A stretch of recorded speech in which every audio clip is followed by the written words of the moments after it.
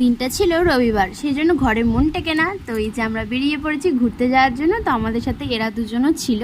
কোথায় যাচ্ছে একটু পরে বলছি। তো চলো তার আগে ইন্ট্রোটা দিয়ে নিই। হ্যালো বন্ধুরা, তো তোমরা সবাই কেমন আছো? আশা করছি সকলেই খুব ভালো আছো, আমিও খুব ভালো আছি।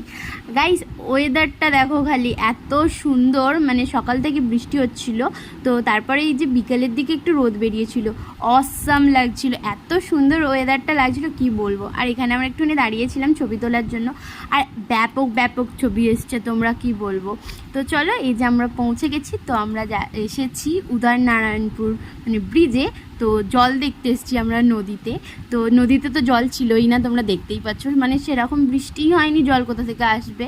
আমরা একটু তাড়াতাড়ি চলে গিয়েছিলাম, যাই হোক। তারপরে ছবি টবি তুললাম, বেশিক্ষণ দাঁড়ানো হয়নি কারণ মেঘ মেঘ করছিল। জায়গাটা তোমাদের কেমন লাগলো অবশ্যই কমেন্টে জানিও। আর ভিডিওটা ভালো লাগলে অবশ্যই একটা লাইক করে দিও, চ্যানেলটা সাবস্ক্রাইব করে দিও। আর আমার বড় এখানে হেলমেট